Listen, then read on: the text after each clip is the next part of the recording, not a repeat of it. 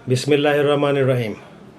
हम आज के व्लॉग में 9 मई के वाक़यात के बारे में बात करेंगे कि 9 मई के बाद मार्शल क्यों नहीं लगा,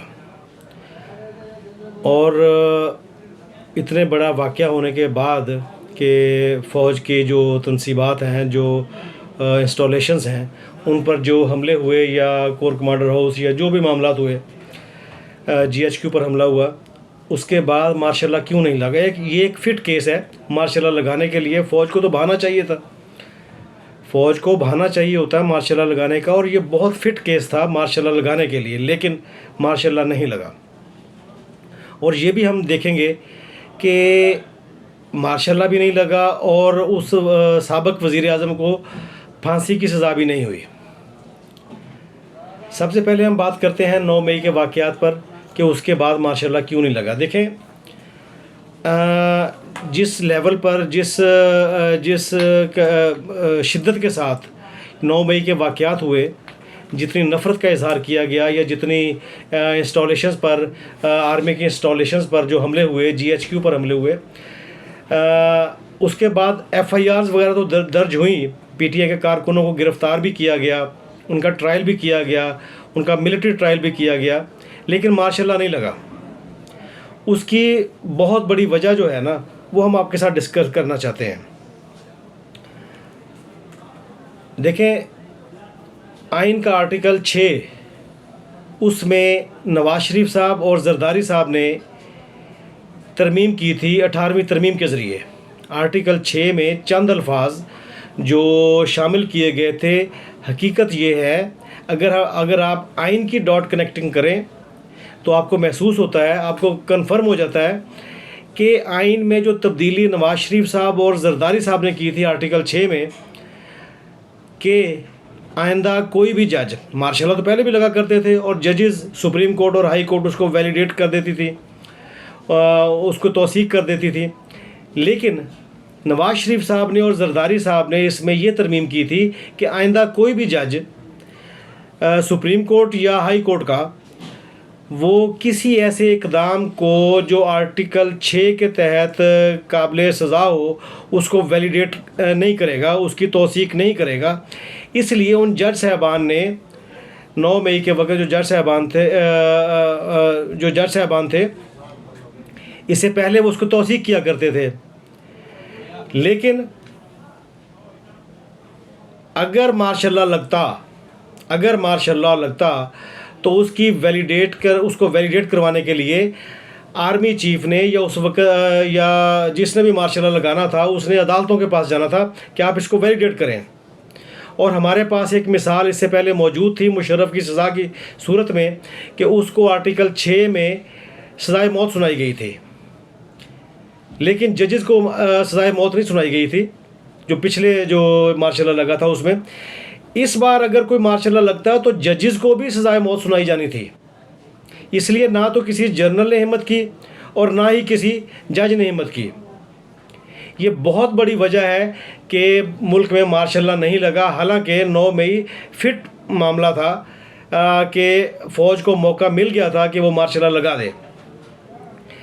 यहाँ पर इमरान खान साहब को और PTI के वर्कर्स को, देखिए, हम बतौर एक डेमोक्रेट के हम ये चाहते हैं कि PTI के दोस्त इस बात को समझें कि नवाज शरीफ और जरदारी की कितनी खिदमात हैं जमहूरियत के लिए, आइन को बेहतर करने के लिए, इमरान खान साहब की ज़िंदगी के लिए।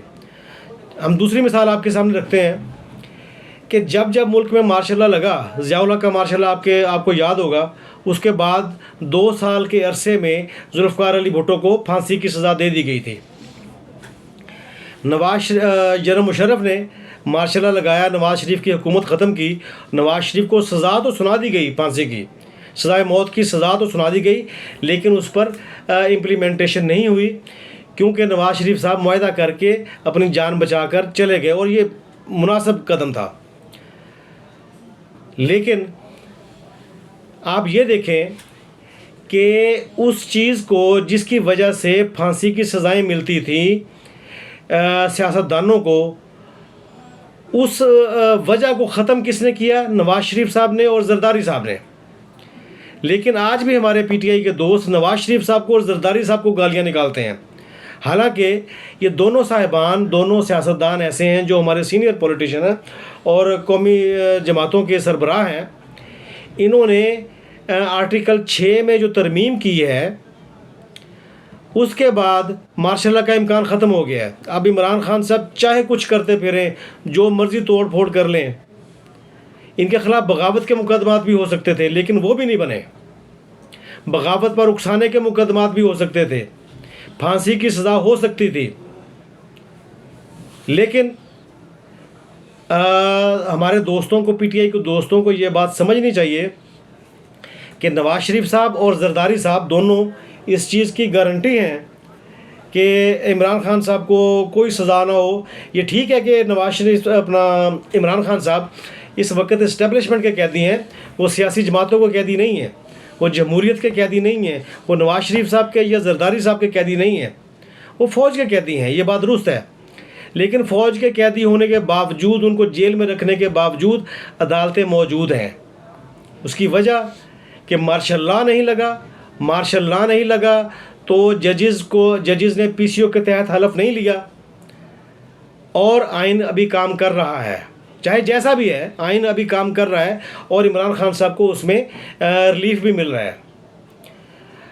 हमारा आज के वीलॉग का मकसद सिर्फ़ और सिर्फ इस हद तक था कि हम ये देखें, हम आपके सामने ये गोश गुजार कर सकें, पीटीआई, ख़ास तौर पर पीटीआई के दोस्तों के सामने, कि वो नफ़रत की सियासत जो नवाज शरीफ साहब और जरदारी साहब के ख़िलाफ़ करते हैं, दरअसल ये दोनों साहिबान इमरान खान साहब की ज़िंदगी की ज़मानत है। अगर मुल्क में मार्शल लॉ नहीं लगा तो उसकी वजह भी ये दोनों साहिबान हैं, क्योंकि इन दोनों लोगों ने मिलकर 18वीं तरमीम के ज़रिए आर्टिकल 6 में तरमीम की थी, जिस वजह से मार्शल लॉ नहीं लगा। अगर मार्शल लॉ लग जाता, ये तरमीम ना करते, आर्टिकल 6 में ये लोग तरमीम ना करते, तो 9 मई को मार्शल लॉ भी लगना था और इमरान खान साहब को फांसी की सज़ा भी होनी थी। ये वो चीज़ें हैं जो पीटीआई के जज्बाती दोस्त हमारे नहीं समझते इस चीज़ को। तो यहाँ पर हम आज का अपना वीलॉग ख़त्म करेंगे और आपसे गुजारिश करेंगे कि आप हमारे चैनल को सब्सक्राइब करें। अगर हमारा वीलॉग पसंद आए तो इसे लाइक और शेयर करें। Thank you very much.